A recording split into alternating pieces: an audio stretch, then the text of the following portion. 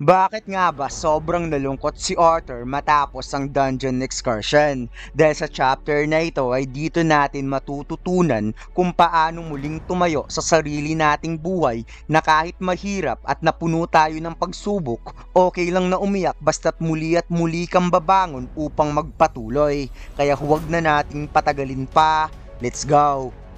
Nagsimula ang chapter na ito kung saan habang nililibing ni Arthur ang mga mage na namatay, sinabi niya sa kanyang sarili na ang pagkamatay ni Lancelea ay hindi niya sasayangin.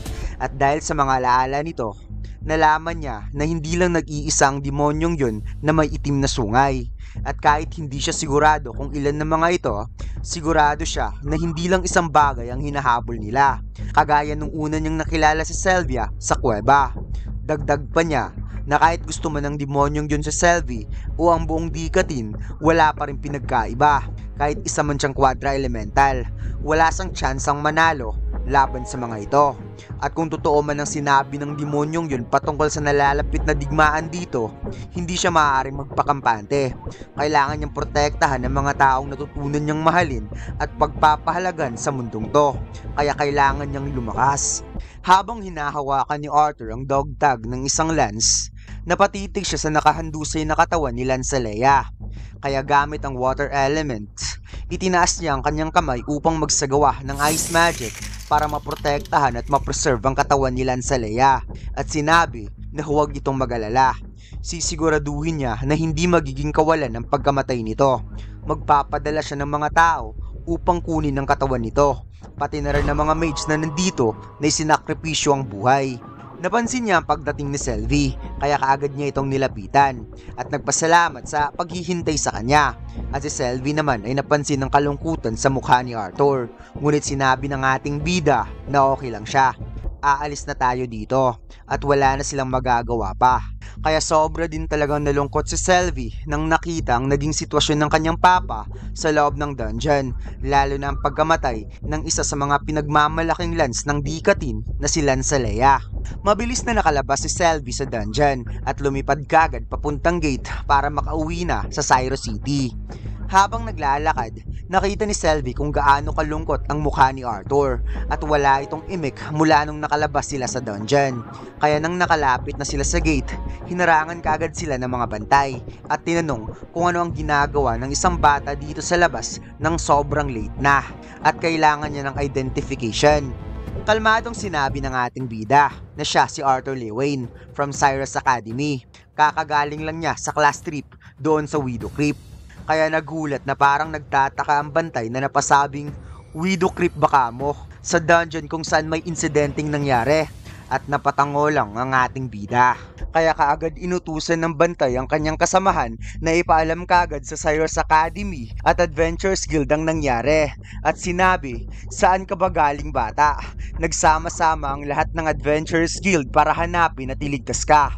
At napansin niyong parang may mga pasa si Arthur kaya kaagad siyang tumawag ng emitter. Ngunit hinawakan ni Arthur ang kamay niya at sinabi, "Mawalang galang na po. Pasensya na. Gusto ko lang makauwi sa bahay. Ako nang bahala mag-report sa Cyrus Academy bukas." Kaya napatitig na lamang ang bantay at napabuntong hininga at sinabing, "Naiintindihan kita, bata." Pagkatapos lumipat ang eksena kung saan bumaba na si Arthur sa karwahe sa harap ng Hills Manor at ipinakita ang napakagandang Aurora Borealis na napatingala si Arthur habang minamasdan nito na umaapaw sa kalangitan na sobrang ganda sa itaas ng Hills Manor. Napaisip ang ating bida na sigurado siya na ang lahat ay nag-aalala para sa kanya at kung papasok siya ngayon, tatanungin siya kung ano ang nangyari. Alam niya na nagiging makasarili siya ngayon, ngunit hindi niya alam kung kaya pa ba niyang i-handle to.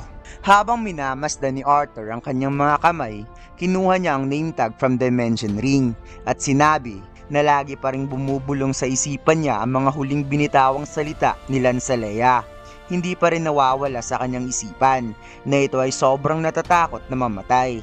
Kaya inisip niya na sana naging katulad na lang si Lancelea sa nangyari sa kanya, nabigyan ng second chance na mabuhay. Kaya hindi niya alam kung sinwerte lang ba talaga siya o nakadesenyo talaga ito para sa kanya. May nag-step in sa likod na napasabing, "Sobrang ganda talaga, hindi ba?" habang minamasdan ni Ray ang napakaganda na kalangitan. Wika niya na sa mga ganitong pagkakataon, may mga pakinabang talaga kapag nakatira ka sa lumulutang na lungsod. May gusto sanang sabihin si Arthur, ngunit sinabi ni Ray, huwag ka na magsalita anak. Hindi ko alam kung napapansin mo ito, ngunit ang ina mo ay nagagamit lang niya ang kanyang healing magic sa mga maliliit na sugat, katulad lang kung ano ang nararamdaman mo ngayon. Ang ina mo ay may peklat na sa nangyari noon, na kahit ngayon hindi niya ito kayang pagalingin. Kaya pangiting sinabi ni Ray, Arthur, huwag mong pilitin ang sarili mo. Ang lahat ay may sariling laban at kailangan natin itong labanan. At katulad ng iyong ina, nandito ako para sa'yo. Naghihintay na makauwi ka sa ating tahanan. Ang buhay ay hindi lang isa ang laban, kaya ayos lang kung matatalo ka kahit minsan. Tumayo ka lang ulit at matuto. Kaya si Arthur ay napaluha at umiyak ng gusto na para bang dito niya na-realize na okay lang umiyak kahit minsan. Ang importante, ibinigay niya ang lahat para sa buhay. And what a word from Ray mga lods, na kahit lagi itong isip bata, ipinakita niya talaga dito kung gaano siya ka-mature sa pagiging ama ng kanyang pamilya. Pagkatapos, lumipat ang eksena sa Cyrus Academy. Habang napamuni-muni si Arthur sa bakod, nakita niya ang napakagandang tanawin sa kalangitan. At maya-maya, dumating na si Director Goodsky na napasabing, bakit hindi ka nalang pumasok sa office ko? Nasagot naman itong, maganda kasi ang tanawin dito. Wika ni Director Goodsky na hindi niya ata nakikita ang band ni Arthur. Kaya sinabi ng ating bida, sinabihan niya kasi ito na manatili muna sa bahay since hindi naman siya magtatagal dito. Napangiti si Director Goodsky dahil masaya siyang nakitang ligtas si Arthur at tinanong kung ano ang nangyari sa class trip at dapat nagpapahinga ito ngayon o baka may plano si Arthur sa araw na to. Kaya pangiting sagot ng ating bida na nagpromise siya sa kanyang ina at kapatid na magsha-shopping sila ngayong araw. Parang naging epic emotional ang naging moment ng dalawa dahil dumaan ang ilang ihip ng hangin na hindi na kumibo itong si Arthur. Kaya napatanong si Director Goodsky kung ano nga ba talaga ang nangyari. Sinabi sa kanya ni Professor Glory na nagkaroon ng anomaly ang mga queens ng mga Snarlers. Ngunit ano pa ba ang ibang bagay bukod dito? Humarap si Arthur kay Director Goodsky habang hawak-hawak ang name tag at sinabi, ito ang nangyari. Kalmadong ibinigay ni Arthur ang name tag kay Director Goodsky, ngunit habang na-curious ito kung ano ang bagay na gustong ibigay ni Arthur sa kanya, biglang nandilat ang kanyang mga mata na napanaw sa sobrang mutla at napasabing hindi ito maaari nang nakita ang name tag ni Lancelea. Nanginig ang kamay ni Director Goodsky habang napapabulol na napatanong kay Arthur, kaya sinabi ng ating bida, patay na siya. Siya at ang mga kasamahan niyang mage ay naiwan pa rin doon sa pinakailalim ng Widow Creep. Napaisip si Director Goodsky na bilang isang lance na isang hindi pangkaraniwang mage ay namatay ng ganun, sigurado siya na nandito na sila. Kaya humingi siya ng paumanhin kay Arthur sa kanyang magiging katanungan kung nakita ba nito kung sino ang pumatay.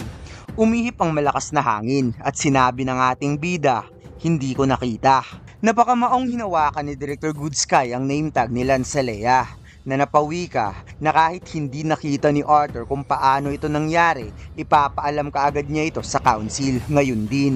At huwag nang subukan pa ni Arthur na aalahanin ang bagay na to dahil ito ay lampas na sa saklaw ng kontrol ni Arthur para problemahin ito.